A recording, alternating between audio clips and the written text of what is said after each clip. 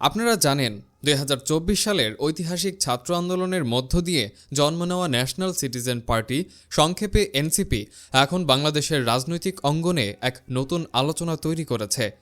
তরুণ নেতৃত্ব, নতুন স্লোগান আর দ্বিতীয় প্রজাতন্ত্র প্রতিষ্ঠার স্বপ্ন নিয়ে তারা এসেছে। কিন্তু এই নতুন দল যদি সত্যি সত্যি আগামী নির্বাচনে জয়লাভ করে তাহলে কি হবে? তাদের প্রতিশ্রুতিগুলো কি বাস্তবে রূপ নেবে, নাকি নতুন চ্যালেঞ্জের মুখোমুখি হবে জাতি?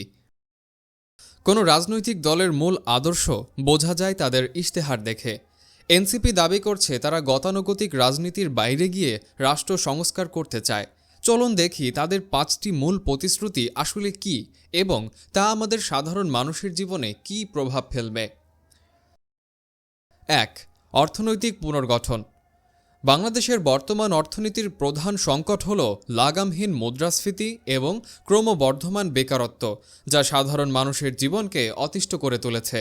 এই সংকট মোকাবেলায় এনসিপি কিছু বৈপ্লবিক কাঠামোগত পরিবর্তনের কথা বলছে। তাদের অর্থনৈতিক পরিকল্পনার একটি বড় অংশ জুড়ে রয়েছে সুপার রিচ ট্যাক্স বা অতি ধনীদের ওপর উচ্চ হারে কর আরোপ করা, যাতে অর্জিত অর্থ সামাজিক নিরাপত্তা নিশ্চিত করতে এবং দরিদ্র জনগোষ্ঠীর জীবনমান উন্নয়নে সরাসরি ব্যয় করা যায়। পাশাপাশি মুষ্টিমেয় কিছু বড় ব্যবসায়িক সিন্ডিকেট ভেঙে দিয়ে তারা নিত্যপণ্যের বাজারে কঠোর তদারকি প্রতিষ্ঠার প্রতিশ্রুতি দিচ্ছে, যাতে সাধারণ মানুষ ন্যায্য মূল্যে পণ্য কিনতে পারে। অর্থনৈতিক প্রবৃদ্ধি ত্বরান্বিত করতে তারা বড় কর্পোরেশনের বদলে ক্ষুদ্র ও মাঝারি শিল্পের এসএমইর উপর গুরুত্ব দিচ্ছে। এর আওতায় তৃণমূল পর্যায়ের ছোট উদ্যোক্তাদের সহজ শর্তে ঋণ এবং ব্যবসা পরিচালনার সুযোগ করে দেওয়া হবে, যা গ্রাম ও শহর উভয় অঞ্চলেই ব্যাপক কর্মসংস্থান সৃষ্টি করবে এবং দেশের অর্থনৈতিক বৈষম্য কমিয়ে আনতে সাহায্য করবে। 2. বহিঃসম্পর্ক। এনসিপির পররাষ্ট্রনীতির মূল মন্ত্র হল সবার সাথে বন্ধুত্ব, কারো সাথে বৈরিতা নয়। তবে তাদের বিশেষত্ব হল এই সম্পর্ক বজায় রাখতে হবে সম্পূর্ণ সমমর্যাদার ভিত্তিতে। দলটির লক্ষ্য হল বাংলাদেশের জাতীয় স্বার্থকে সবকিছুর ঊর্ধ্বে রাখা, বিশেষ করে দীর্ঘদিনের অমীমাংসিত অভিন্ন নদীর পানি বণ্টন ইস্যু, সীমান্ত হত্যা বন্ধ ও নিরাপত্তা নিশ্চিত করা এবং দ্বিপাক্ষিক বাণিজ্যিক চুক্তির ক্ষেত্রে বাংলাদেশের জন্য সর্বোচ্চ লাভজনক শর্ত আদায় করে নেওয়া। আঞ্চলিক ভূরাজনীতির জটিল সমীকরণে ভারত, চীন এবং পশ্চিমা বিশ্বের সাথে একটি কৌশলগত ভারসাম্য বজায় রাখাকে তারা অগ্রাধিকার দিচ্ছে, যাতে বাংলাদেশ কোনো নির্দিষ্ট শক্তির ব্লকে চাপা না পড়ে নিজের স্বাধীন সিদ্ধান্ত নিতে পারে। এছাড়া বাংলাদেশের অর্থনীতির মূল চালিকা শক্তি রেমিটেন্স যোদ্ধাদের বা প্রবাসী শ্রমিকদের সুরক্ষা নিশ্চিত করা তাদের বৈদেশিক নীতির অন্যতম স্তম্ভ। তারা প্রতিশ্রুতি দিচ্ছে যে বিদেশে কর্মরত প্রবাসী ভাই বোনেদের কর্মক্ষেত্রে নিরাপত্তা, আইনি সহায়তা এবং তাদের মর্যাদা নিশ্চিতে আন্তর্জাতিক পর্যায়ে অত্যন্ত শক্তিশালী ও কার্যকর কূটনৈতিক তৎপরতা চালানো হবে, যাতে বিশ্বমঞ্চে বাংলাদেশ একটি আত্মমর্যাদাশীল রাষ্ট্র হিসেবে মাথা উঁচু করে দাঁড়াতে পারে। 3. সংবিধান সংস্কার। এনসিপির সবচেয়ে বড় প্রতিশ্রুতি হল একটি নতুন সংবিধান বা বর্তমান সংবিধানের ব্যাপক সংস্কার। তারা বলছে বর্তমান ব্যবস্থায় প্রধানমন্ত্রী বা নির্বাহী বিভাগ অসীম ক্ষমতার অধিকারী হয়ে যায়, যা অনেক সময় একনায়কতন্ত্রের জন্ম দেয়। তারা ব্যালেন্স অফ পাওয়ার বা ক্ষমতার ভারসাম্য আনতে চায়। রাষ্ট্রপতি ও প্রধানমন্ত্রীর ক্ষমতার সুনির্দিষ্ট বণ্টন এবং একজন ব্যক্তি 2 মেয়াদের বেশি প্রধানমন্ত্রী থাকতে পারবেন না এমন আইন করার প্রস্তাব দিচ্ছে। ডিজিটাল নিরাপত্তা আইনের মতো বিতর্কিত আইন বাতিল করে বাকস্বাধীনতা ও প্রতিবাদের অধিকারকে সাংবিধানিকভাবে আরও শক্তিশালী করার কথা তারা বলছে। 4. গণতন্ত্র ও সুশাসন। সুশাসন মানেই হলো এমন এক ব্যবস্থা যেখানে সাধারণ মানুষ বিচার পাবে এবং সরকারি কাজে স্বচ্ছতা থাকবে। এনসিপির পরিকল্পনা হলো বিচার বিভাগকে নির্বাহী বিভাগ থেকে সম্পূর্ণ আলাদা করা, যাতে কোনো রাজনৈতিক দল বিচারকদের উপর প্রভাব খাটাতে না পারে। দুর্নীতি দমন কমিশনকে একটি সম্পূর্ণ স্বাধীন এবং শক্তিশালী সংস্থা হিসেবে গড়ে তোলা। তাদের প্রতিশ্রুতি হলো চুনোপুটি নয়, বরং বড় বড় দুর্নীতির হোতাদের বিচারের আওতায় আনা। শুধু ঢাকা কেন্দ্রীয় শাসন নয়, বরং স্থানীয় সরকার যেমন জেলা ও উপজেলা পরিষদকে আরও শক্তিশালী করা, যাতে প্রান্তিক মানুষ সরাসরি সুফল পায়। 5. শিক্ষা ও স্বাস্থ্য খাত। এনসিপির সামাজিক সংস্কার পরিকল্পনায় শিক্ষা ও স্বাস্থ্য খাত সবচেয়ে বেশি গুরুত্ব পেয়েছে, যা তারা একটি আধুনিক ও উন্নত রাষ্ট্র গড়ার মূল ভিত্তি হিসেবে বিবেচনা করে। শিক্ষা ব্যবস্থার আমূল পরিবর্তনের লক্ষ্যে তারা কেবল গতানুগতিক সার্টিফিকেট সর্বস্ব শিক্ষার পরিবর্তে ব্যবহারিক ও কর্মমুখী শিক্ষার ওপর সর্বোচ্চ জোর দেওয়ার কথা বলছে। তাদের লক্ষ্য হল একটি আধুনিক, প্রযুক্তি নির্ভর এবং আন্তর্জাতিক মানের শিক্ষা কাঠামো গড়ে তোলা, যেখানে দলীয় লেজুর বৃত্তি বা রাজনীতির কোনো স্থান থাকবে না, বরং মেধা ও যোগ্যতাই হবে মূল মাপকাঠি। অন্যদিকে স্বাস্থ্য খাতের সংকট নিরসনে এনসিপি সার্বজনীন স্বাস্থ্যসেবার এক বৈপ্লবিক মডেল প্রস্তাব করেছে। এর আওতায় প্রতিটি নাগরিকের জন্য একটি নির্দিষ্ট হেলথ কার্ড বা স্বাস্থ্য বীমার ব্যবস্থা করা হবে, যাতে অর্থের অভাবে কেউ চিকিৎসা থেকে বঞ্চিত না হয়। বিশেষ করে প্রান্তিক মানুষদের দ্বারগড়ায় সেবা পৌঁছে দিতে তারা গ্রাম পর্যায়ের কমিউনিটি ক্লিনিকগুলোকে আধুনিকায়ন ও উন্নত করার পরিকল্পনা করছে, যেন সাধারণ মানুষ নিজ এলাকাতেই বিশেষজ্ঞ চিকিৎসকদের পরামর্শ এবং উন্নত স্বাস্থ্যসেবা গ্রহণ করতে পারে। এই 5টি পয়েন্টই হল এনসিপির আগামী স্বপ্নের বাংলাদেশ গড়ার মূল ভিত্তি। কিন্তু প্রশ্ন থেকে যায়, তারা কি আমলাতন্ত্রের জটিলতা কাটিয়ে এই বিশাল পরিবর্তন আনতে পারবে? আপনার কি মনে হয়? একটি বিপ্লবের মাধ্যমে ক্ষমতা জয় করা যতটা কঠিন, সেই ক্ষমতা ধরে রাখা এবং রাষ্ট্র পরিচালনা করা তার চেয়েও হাজার গুণ বেশি কঠিন। এনসিপি যদি 2026 সালে ক্ষমতায় আসে, তবে তাদের সামনে বিছিয়ে রাখা হয়েছে এক বিশাল চ্যালেঞ্জের পাহাড়। চলুন দেখি সেই প্রধান বাধাগুলো কি কি হতে পারে। রাজনৈতিক চ্যালেঞ্জ। 1. অভিজ্ঞতার অভাব। এনসিপির শীর্ষ নেতৃত্ব মূলত তরুণ ছাত্রনেতা এবং সিভিল সোসাইটির প্রতিনিধি। তাদের রাজপথে আন্দোলন করার সাহস আছে, কিন্তু একটি দেশের বিশাল মন্ত্রণালয় সামলানো, আইন প্রণয়ন এবং জটিল সরকারি নীতি নির্ধারণে তাদের কোনো পূর্ব অভিজ্ঞতা নেই। রাষ্ট্র পরিচালনা আর ছাত্র রাজনীতি এক নয়। অভিজ্ঞতার এই অভাবের কারণে শুরুর দিকে সরকার পরিচালনায় সমন্বয়হীনতা বা বড় ধরনের ভুল হওয়ার ঝুঁকি থেকে যায়। 2. প্রতিষ্ঠিত রাজনৈতিক শক্তির চাপ। আওয়ামী লীগ এবং বিএনপির মতো দলগুলোর কয়েক দশকের পুরনো তৃণমূল নেটওয়ার্ক রয়েছে। এই প্রতিষ্ঠিত দলগুলো সহজে মাঠ ছেড়ে দেবে না। এনসিপির জন্য এই বিশাল রাজনৈতিক কাঠামোর মোকাবিলা করা এবং তাদের দ্বারা সৃষ্ট নতুন অস্থিরতা বা হরতাল অবরোধের মতো পরিস্থিতি সামলানো হবে এক বিশাল অগ্নি পরীক্ষা। 3. প্রশাসনিক আমলাতন্ত্র। বাংলাদেশের সরকারি প্রশাসন বা আমলাতন্ত্র দীর্ঘদিনের একটি নির্দিষ্ট ছাঁচে তৈরি। সেখানে অনেক সময় দলীয়করণ এবং দুর্নীতির শেকড় অনেক গভীরে থাকে। নতুন একটি দল যখন ক্ষমতায় আসে, তখন সেই বিশাল আমলাতান্ত্রিক কাঠামোকে পরিবর্তন করা বা তাদের দিয়ে সংস্কার কাজ করিয়ে নেওয়াটা হিমালয় জয়ের মতোই কঠিন। আমলারা যদি নতুন সরকারকে সহযোগিতা না করে, তবে কোনো উন্নয়ন প্রকল্পই সফল হবে না। অর্থনৈতিক চ্যালেঞ্জ। 1. বৈশ্বিক মন্দা ও অস্থিরতা। বাংলাদেশ একটি আমদানি নির্ভর দেশ। যদি আন্তর্জাতিক বাজারে জ্বালানি তেল বা নিত্যপণ্যের দাম বেড়ে যায়, তবে এনসিপি সরকারের হাতে দেশের বাজারের নিয়ন্ত্রণ রাখা কঠিন হবে। বর্তমান বিশ্ব পরিস্থিতির, যেমন রাশিয়া ইউক্রেন বা মধ্যপ্রাচ্য সংকট, নেতিবাচক প্রভাব সামলে অর্থনীতিকে স্থিতিশীল রাখা তাদের জন্য একটি বাহ্যিক চ্যালেঞ্জ। 2. মুদ্রাস্ফীতি ও লাগামহীন বাজার। সাধারণ মানুষ চায় সস্তায় চাল ডাল কিনতে। এনসিপি যদি ক্ষমতায় আসার সাথে সাথে সিন্ডিকেট ভেঙে নিত্যপণ্যের দাম কমাতে না পারে, তবে জনগণের মধ্যে দ্রুত হতাশা ছড়িয়ে পড়বে। মুদ্রাস্ফীতি নিয়ন্ত্রণ এবং মানুষের ক্রয় ক্ষমতা বাড়ানোই হবে তাদের অর্থনীতির সবচেয়ে বড় পরীক্ষা।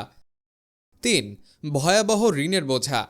বিগত বছরগুলোতে নেওয়া বিদেশি ঋণের কিস্তি পরিশোধের চাপ এখন পাহাড় সমান। বৈদেশিক মুদ্রার রিজার্ভ ধরে রাখা এবং একই সাথে নতুন বিদেশি বিনিয়োগ আকর্ষণ করা এনসিপির জন্য অত্যন্ত কঠিন হবে। ঋণের কিস্তি শোধ করতে গিয়ে যদি উন্নয়নমূলক কাজে অর্থসংকট দেখা দেয়, তবে তাদের জনপ্রিয়তা ধসে পড়তে পারে। সামাজিক ও নিরাপত্তা চ্যালেঞ্জ। 1. আইনশৃঙ্খলা ও অভ্যন্তরীণ নিরাপত্তা। যে কোনো ক্ষমতা পরিবর্তনের পর দেশে এক ধরনের অস্থিরতা তৈরি হয়।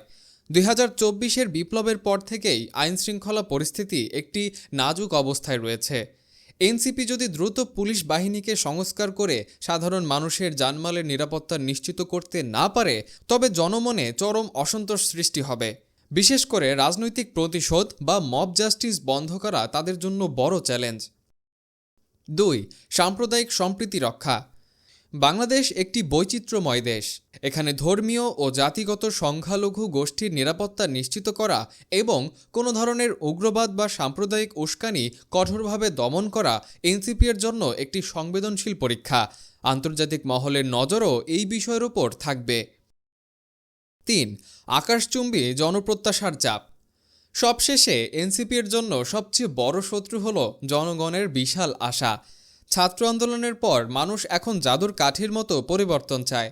তারা চায় রাতারাতি সব দুর্নীতি বন্ধ হবে, সব কিছুর দাম কমবে। এই আকাশচুম্বী প্রত্যাশা পূরণ করা কোনো সরকারের পক্ষেই সম্ভব নয়। এই প্রত্যাশা ও বাস্তবের ফারাক যদি অনেক বেশি হয়, তবে যারা আজ এনসিপিকে সমর্থন দিচ্ছে তারাই কাল রাস্তায় নেমে তাদের বিরুদ্ধে প্রতিবাদ শুরু করতে পারে। একটি নতুন ভোরের জন্য অনেক বাধা পার হতে হয়। এনসিপি কি পারবে এই চ্যালেঞ্জগুলো কাটিয়ে বাংলাদেশকে এক নতুন দিগন্তে নিয়ে যেতে? এনসিপি এর ক্ষমতায় আসা মানেই বাংলাদেশের ভূরাজনৈতিক সমীকরণে এক বিশাল রদবদল। ভারত, চীন, আমেরিকা সবাই এখন তাকিয়ে আছে এই নতুন শক্তির দিকে। চলুন দেখি এনসিপি এর অধীনে বাংলাদেশের পররাষ্ট্রনীতি কেমন হতে পারে। 1.